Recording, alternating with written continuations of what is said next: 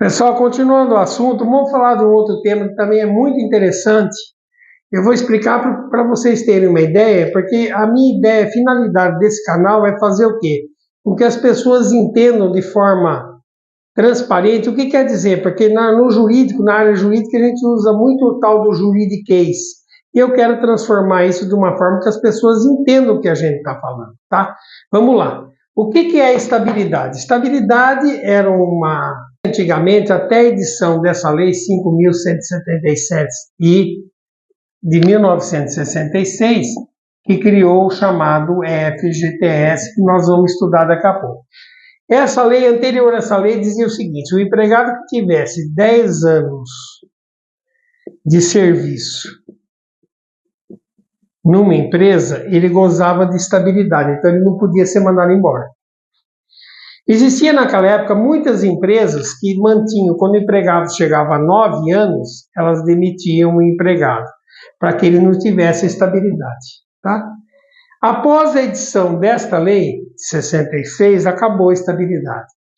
Eles tiveram que fazer opção, que a gente chama de opção, né? Precisaram fazer opção pelo FGTS.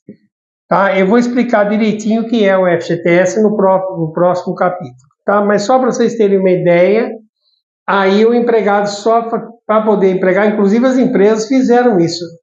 Quer contratar? Só se fizesse opção, caso contrário eles não iam. Tá? A estabilidade quer dizer que o empregado não pode ser mandado, ele é estável naquela função, desde que ele não pratique nenhum crime ou nenhuma falta grave, ele não é mandado embora. Tá?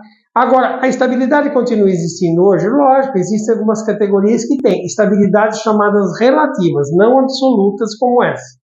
Tá? Nós vamos ver algumas que são interessantes. Tá? Eu acho que eu vou conseguir ver umas duas com vocês. Tá? Existem várias. Eu vou mencionar algumas. Tá? Primeira delas, o membro da CIPA. O que é CIPA? CIPA está dentro da empresa, é uma comissão que é formada, uma comissão interna de proteção de acidentes. É isso que quer dizer CIPA. Comissão Interna de Proteção de Acidentes. Para que serve a CIPA? Para poder, ela regula a empresa na parte de segurança. Então, dependendo da fase em que o produto está sendo feito, ela estuda formas de evitar que haja acidente no trabalho lá dentro, tá? Dentro da empresa. Então, o membro da CIPA, ele tem estabilidade? Tem, porque, na verdade, ele vai contra os interesses da empresa, mas ele é empregado. Então, como é que funciona? Quando ele é eleito, dá confirmação do pedido em que ele confirma a sua adesão, a sua vontade de ser. Da confirmação até um ano após ele ter saído do cargo, ele é estável.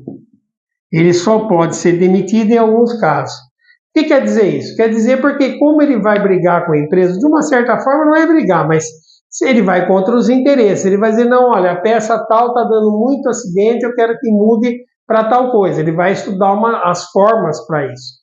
Tá? Então, se ele for um membro da CIPA e da data que ele confirmar a adesão dele ou a vontade dele ser, ele confirmou a vontade dele concorrer à eleição, da data da confirmação, sendo eleito até um ano após ele deixar o cargo. Isso não quer dizer que não haja situações diferentes. É lógico que existe. Existem membros em que a CIPA depende da empresa, do regulamento. Tem membros que a CIPA, o cara fica 2 anos ou 1 ano. Mas na casa, por exemplo, ele ficou 2 anos. Aqui ele foi reeleito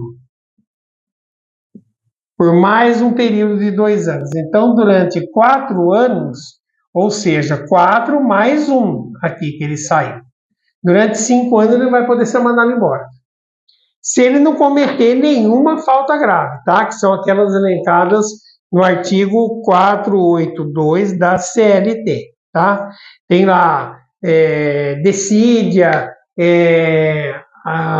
atacar o empregador, né? Aliás, foi a minha tese para passar na OAB, o tema que caiu para mim era uma petição inicial de uma ação em que o empregado da CIPA, o empregado que estava aliás, não era da CIPA, é isso que eu vou falar agora, empregado do sindicato. O sindicato também, sim, o diretor de sindicato também tem a mesma estabilidade, tá? Era um rapaz que era presidente do sindicato, para vocês terem uma ideia, e ele bateu. Então aqui, ó, o empregado A era do sindicato e numa greve ele partiu para as vias de fato, vamos dizer, ou bateu, né? Ou agrediu, vamos dizer assim, o diretor da empresa, tá? Então, na OAB, na época, isso em 1999, eles perguntavam qual era a peça que você faria. Você tinha que formular um documento que fosse ação no caso deles. Se ele cometeu uma falta grave, você não pode demitir, porque ele tem a estabilidade.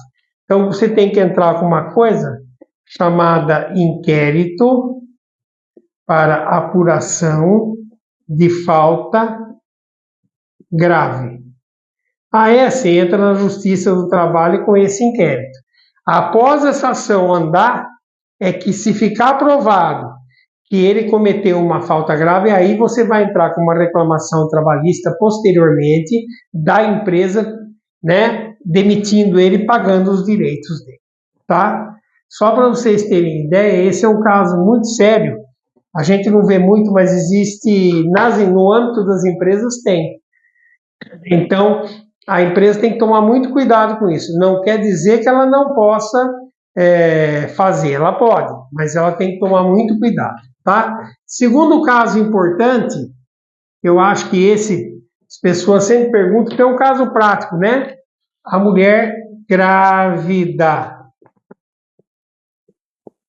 A lei fala da confirmação da gravidez até era 120, agora são 120 dias, era menos, 120 dias, ou 4 meses, e mais um mês, que geralmente elas tiram férias aqui. Quer dizer, nesse período aqui, ela não pode ser mandada embora.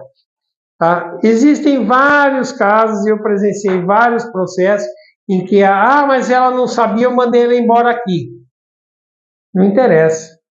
Você mandou, você tem que reintegrar ela no cargo. Você reintegra ela no cargo, tá?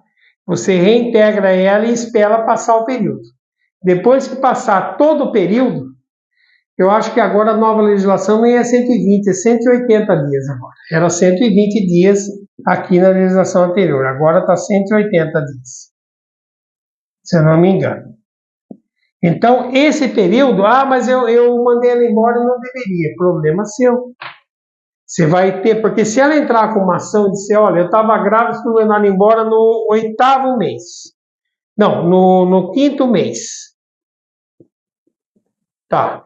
Ele vai ter que pagar todos os salários do 5º ao 8º, a criança nascendo aqui no 8º ou 9º mês, tá? Vamos supor que seja com 8 meses. Ela tem mais o período aqui, e ela tem mais as férias que ela não tirou. Então, isso quer dizer o quê? Que é uma estabilidade relativa. Sim, mas ela tem o direito. E o que acontece? Acontece que se mandar embora tem que reintegrar. Não quer reintegrar, vai ter que pagar tudo. Só vai poder demitir essa mulher depois que passar todo o período e depois que a criança nascer com vida e daí para lá. Tem o período a ser cumprido de férias, tá? Além das férias, há o período de afastamento, tá bom, pessoal? Isso aqui é importante porque cai muito, e a gente vê muita mulher grávida falando isso, meu empregador ficou diferente porque eu fiquei grávida. Existem empresas multinacionais, e se eu vi, quando eu entrei na Justiça do Trabalho, eu acredito que hoje já não exista mais isso, porque hoje nós estamos vivendo um mundo um tanto diferente, a igualdade entre as mulheres, mas naquela época, em 1992, 93, quando eu entrei, a gente ouvia falar de empresas estrangeiras que não contratavam mulheres que tivessem filhos. Eles evitavam. Era uma forma errônea, óbvio que a gente sabe que é uma forma de camuflar, mas eles não contratavam. Por quê? Para evitar isso. para evitar ter que pagar para a mulher. Existem outras categorias? Sim, existem outras categorias.